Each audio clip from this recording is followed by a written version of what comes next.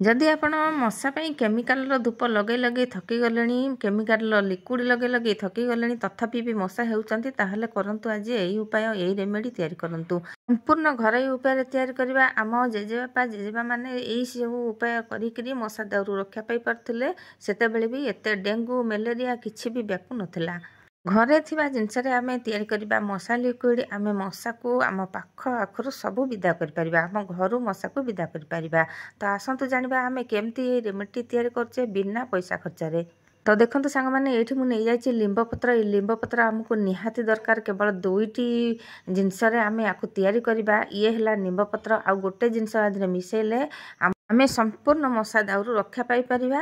ତ ସେ ପୁଣି ବିନା କେମିକାଲରେ। ତ ସାଙ୍ଗମାନେ, ଆପଣଙ୍କ ଆଖପାଖରେ ତ ଏମିତି ଲିମ୍ବ ଗଛ ନିଶ୍ଚୟ ଥିବ। ଆପଣମାନେ ଲିମ୍ବ ପତ୍ର ନେଇ ଆସିବେ। ଆଗରୁ ବି ଲିମ୍ବ ପତ୍ର ଆଣିକି ଶୁଖେଇ ଦେଇଥିବେ, ସେ ଆହୁରି ବଢ଼ିଆ ହେବ। ତ ଏଠି ମୁଁ ନେଇଯାଇଛି କଞ୍ଚା ଲିମ୍ବ ପତ୍ର। ତାକୁ ମୁଁ ଦେଖନ୍ତୁ ଏଇଭଳି ଭାବେ ଡେମ୍ଫ ଗୁଡ଼ାକ ସବୁ ବାହାର କରି ନେଉଛି।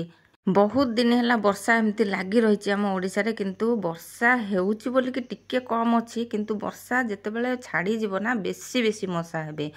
ଆଉ ଏଇ ବର୍ଷା ଦିନେ ଆଖପାଖ ଅଳିଆ ମଳିଆ ବିଲକୁଲ ବି ସଫା କରିବା ଦରକାର।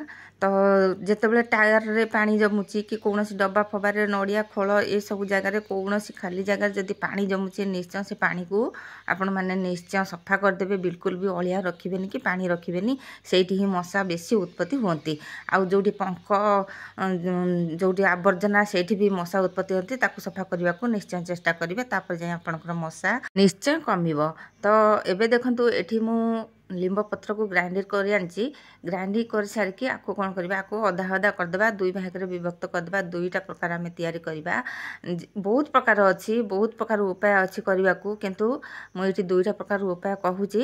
ତ ଆଜି ମୁଁ ଏଇଠି 2ଟା ଜିନିଷରେ ତିଆରି କରୁଛି, ଲିମ୍ବ ପତ୍ର ଆଉ ଗୋଟେ ଏଥିରେ ଜିନିଷ ମିଶିବ। ତ ଆଗକୁ କହିବି, ନିଶ୍ଚୟ ଭିଡ଼ିଓଟିକି ଦେଖନ୍ତୁ।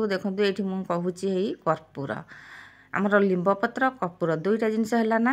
ଏଇଥିରେ ଆମର ମଶା ସବୁଦିନ ପାଇଁ ଆମେ ଆକୁ ବିଦା କରିପାରିବା। ସବୁଦିନ ପାଇଁ ନୁହଁ, ଡେଲି ଆକୁ ଆମେ ବ୍ୟବହାର କଲେ ଡେଲି ଆମ ପାଖରୁ ମଶା ଯିବ। ଯଦି ଆମେ ଦିନେ ଥରେ ଟିକେ ଲଗେଇକି ରଖିଦେବା, ଆମର କ'ଣ ମଶା ପଳେଇବ କି? ଜମା ବି ନୁହଁ। ଏମିତି କିଛି ବି କେଉଁ ଦିନ ହେଇନି। କେମିକାଲ ଧୂପ ଯେଉଁ ଆଣୁଛନ୍ତି ସେଥିରେ ବି ହେଇନି। ତ ଆମେ ସବୁଦିନ ଆକୁ ବ୍ୟବହାର କରିବା। ଯଦି ଆମେ ସବୁଦିନ କେମିକାଲ ବ୍ୟବହାର କରିବା, ତ ଆମ ଦେହ ପ୍ରତି, ଆମ ସ୍ୱାସ୍ଥ୍ୟ ପ୍ରତି ହାନିକାରକ।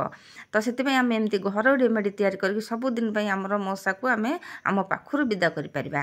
କର୍ପୂରକୁ ଆଣିକି ଏମିତି ଗୋଟେ ଭାଗ ଯେଉଁ ନେଇଥିଲି ଲିମ୍ବ ଗୁଣ୍ଡ, ତାକୁ ଏମିତି ପୁରା ଭଲ ଭାବରେ ହାତରେ ଚକଟି ଦେଲେ ସେ ଯେମିତି ଏମିତି କରିଦେବା। ଦେଖନ୍ତୁ ମୁଁ ଯେମିତି କରୁଛି, ପୁରା ହାତରେ ଆଗ ଚକଟି ଦେବେ, ତାପରେ ଏମିତି ଗୁଳା ଗୁଳା ଟିକେ କରିଦେବେ।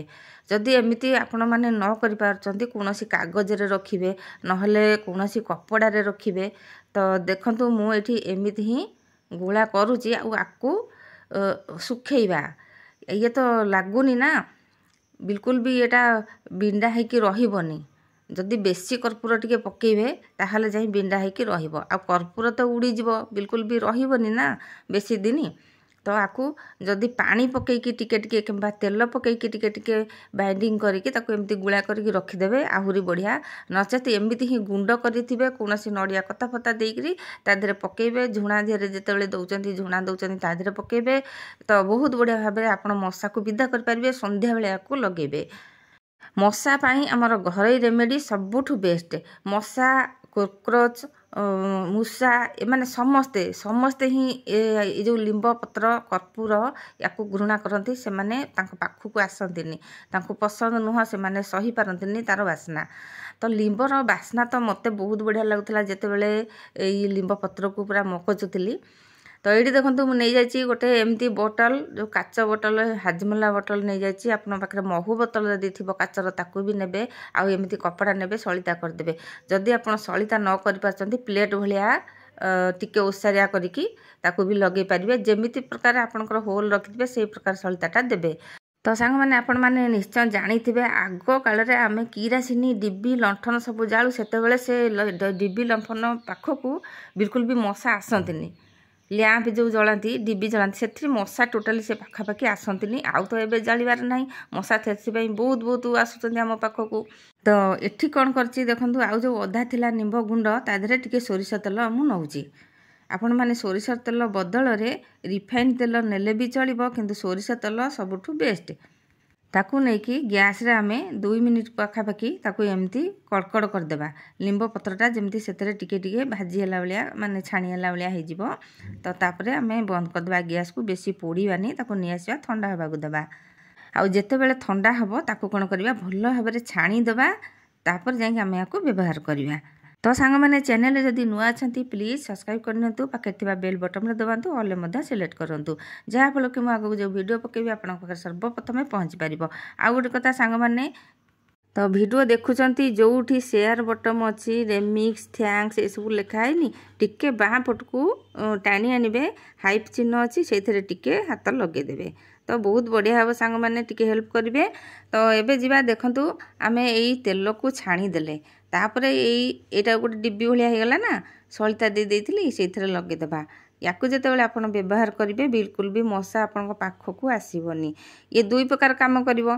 जेतेबेले लाइन कटि जाइथिबो ए डिब्बीटा लगेदेले भी आलुओ देखाहबो, मशा भी पाखकू आसबेनी। विशेष करी याकू संध्या बेले लगेबे, बहुत बढ़िया हबो। तो एबे जीवा आमे जो गुंड को पुणी आमे गुला गुला करथिले ताकू आमे केमती लगेबा। देखंतु एमिति कपड़ा नै आसीबे, पतलार कपड़ा नहले टिश्यू पेपर भल जळिबोनी, पतला कपड़ा जळिबो नहले कागज जळिबो। आ धुआं हबाकू चाहूथिले आपण माने, धुआं हबाकू जदि चाहूथिबे ताहले एमिति ही करिवे। देखंतु कपड़ा रे एमिति लगे देबे, से लगेला बेले ही टिके लागिबो, तापर टिके लिभिबो, पुणी धुआं हबो, आपण माने टिके लक्ष्य देबे। तो देखो ये जो तेलटा थिला मु सेथरे लगेदेली, आ जदि आपण एमिति तेल न दे आ से जो लेंब तेल टिके टिके पकेदेबे ता देरे, ता पछरे आपण लगेदेबे, दीप गोटे थोइदेबे, तापर एमिति लगेदेबे। देखो संध्या बेले आकु निश्चय लगेबे, घर भितर लगेले निश्चय आपण घर मशा दूर होइकि पळे उड़िकि पळेबे, सब जते मशा थिबे सब। एमिति जदि 2-3टा आमे घर भितर लगेदेबा उड़िकि जिबेनि ना, निम धुआरे तो बिल्कुल भी मशा रुहंतिनि। तो ये गोटे मशा आमर छोट प्रयास आम घर पाखे अच्छी, आम पैसा खर्च करने को जदि चाहू नथिबा, केमिकल जदि दूरे रहा चाहूथबा, ताहले यही उपाय आम करिपरिबा।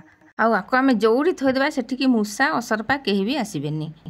ए कपड़ाटा देइछि मु, एटा जो गुंडटा सांगे सांगे ओदा ओदा लगेछि, तो सेथिबाई टिके सांगे सांगे अल्प समय ये करके लिभि गला, आउ टिके सुखी गले से भल जळिबो। आ ता छडा तापरे आउ टिके गुंड पकेदे धुआं भी हबो।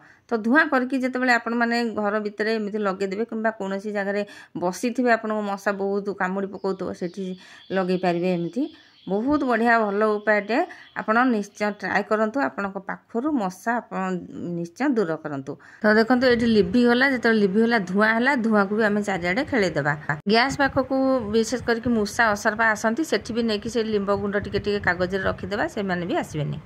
आउ ये जो डिब्बीटा बोतलटा तैयारी कली, ये जदि लिभि जीव ना, ये टिके एमिति करदेबे, अणई देले तेल पुणी पळै जीव तळकू, पुणी जळिबो। आजि पई रहूची, जय जगन्नाथ।